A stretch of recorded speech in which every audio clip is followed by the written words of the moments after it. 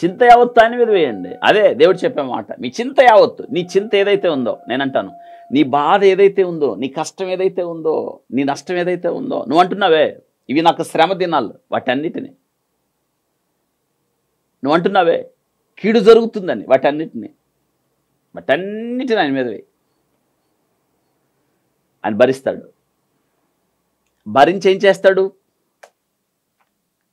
తన శాంతిని, సమాధానాన్ని మీకు ఇస్తాడు. ప్రభు అదే చెప్పాడు, నా శాంతిని మీకు అనుగ్రహించుచున్నాను, లోకమిచ్చుచున్నట్టు కాదు, నా శాంతిని మీకు ఇస్తున్నాను. ఇంకేం కావాలి?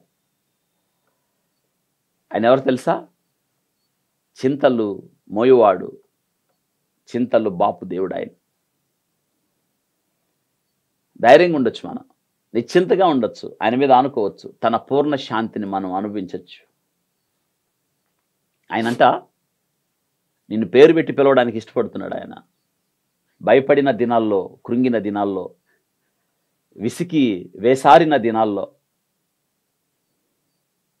ఇంకా నేను బ్రతకడం అవసరం లేదు అనుకున్న దినాల్లో దేవుడంట మన జీవితాలలో ఆయన ఏం చేస్తాడు తెలుసా? పేరు పెట్టి పిలుస్తాడు. అంటే నీ పేరు ఆయన అరచేతుల్లో చెక్కుకున్నాడు, నిన్ను అరచేతుల్లో చెక్కుకున్నాడు. ఆయన ఎందుకు భయపడుతున్నావు? సియోను ఎందుకు భయపడుతున్నావు? ఎందుకు దిగులు పడుతున్నావు? యెహోవా మరిచాడు అనుకున్నావా? లేదు లేదు, యెహోవా నిన్ను మరిచిపోలేదు అంటున్నాడు. ఆయన నిన్ను మరిచిపోలేదు. ఆయన అందుకే పేరు పెట్టి పిలుస్తాడు. ఆయనంట గొర్రెలను పేరు పెట్టి పిలుస్తాడు. నా గొర్రెలు నాకు తెలుసు. యోహాను సువార్త 13లో ఆయన అంటాడు, గొర్రెలు అతని స్వరము వినును, అతడు తన సొంత గొర్రెలను పేరు పెట్టి పిలిచి వాటిని వెలుపలకి నడిపించుననుంది. పేరు పెట్టి పిలిచే దేవుడు. మనందరి స్థితి తెలుసా? ఎంత పేరు పెట్టి పిలుస్తాడంటే ఆయనకి నీ గురించి చిన్న విషయం కూడా తెలుసు. చిన్న విషయంలో కూడా శ్రద్ధ కలిగి ఉన్నాడు దేవుడు. అందుకే ఆ విషయాన్ని చెప్పడానికి నీ తల మీద ఉన్న వెంట్రుకలన్నీ లెక్కించబడ్డాయి అని చెప్తున్నాడు ఆయన. మత్తయి సువార్త 10:30లో మీ తల మీద ఉన్న అంట వెంట్రుకలన్నీ లెక్కించబడి ఉన్నవి గనక భయపడకుడి అని చెప్తున్నాడు. మీకు తెలుసా మీ తల మీద ఉన్న ఎంట్రుకలు ఉన్నాయో? తెలియదు కదా. కానీ మీ తల మీద ఉన్న వెంట్రుకలన్నీ అంత శ్రద్ధ ఉంది దేవునికి. సహజంగా మనం కోమింగ్ చేసేటప్పుడు, తల దూక్కునేటప్పుడు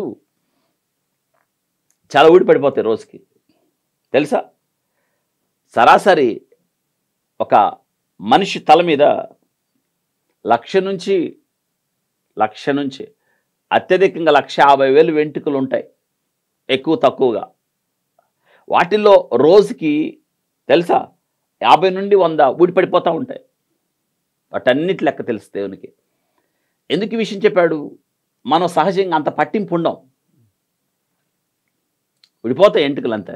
కానీ నీవు పట్టింపు లేని విషయంలో నీ ఎడల ఆయన ఎంత శ్రద్ధ కలిగి ఉన్నాడో అది చెప్తున్నాడు ఆయన. మనం వ్యక్తిని తీసేటప్పుడు అంటాం, ఒక వ్యక్తిని తక్కువగా చూసేటప్పుడు మనం వెంట్రుక లాగేసి అంటాం, దీంతో సమానం అంటాం. మనం ఎక్కిరించేటప్పుడు, ఒక వ్యక్తిని తక్కువ చేసేటప్పుడు అంటే లెక్కలేదు అని చెప్పడానికి. కానీ దేవుడు ఆ విషయంలో కూడా లెక్క. అంటే నీ గురించి దేవుడు ఎంత జాగ్రత్త కలిగి ఉన్నాడో చూడండి. పేరు పెట్టి పిలవడం, నీ తల మీద ఉన్న వెంట్రుకలు లెక్కించడం. ఆయన నేను పేరు పెట్టి పిలుస్తున్నాడు. ఆయన ఎందుకు భయపడుతున్నావు? ఆయన పేరు పెట్టి పిలిచిన వారందరూ మార్తా ఎందుకు విచారం కలిగి ఉన్నావు? అనేక పనులతో ఎందుకు తొందర కలిగి ఉన్నావు అంటున్నాడు. అరియా ఏడుస్తున్నామా సమాధి యొద్ద? ఎందుకు ఏడుస్తున్నావు? దేవుడు అదే ప్రశ్న నిన్ను అడుగుతున్నాడు. విచారం కలిగి ఉన్నారా? పేరు పెట్టి పిలుస్తున్నాడు. ఏడుస్తున్నారా? ఎందుకు?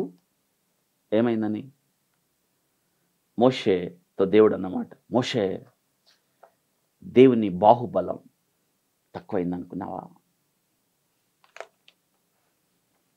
తక్కువైంది అనుకున్నారా మీరు కూడా? మీ గురించి ఆయన శ్రద్ధ కలిగి ఉన్నాడు. మీ గురించి ఆయన జాగ్రత్త తీసుకుంటున్నాడు. మిమ్మల్ని గొప్ప పనికి సిద్ధం చేస్తున్నాడు. ఆ పని కొరకే నేటి దినాన మీకు ఈ అనుభవాలు అంతే.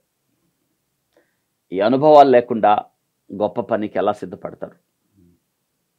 ఈ ఒత్తిడికి, ఈ ఘర్షణకు గురవ్వకుండా శ్రేష్టమైన పనికి మీరు ఎలా వాడబడతారు? ఇదే కదా దేవుడు చెప్తున్నాడు.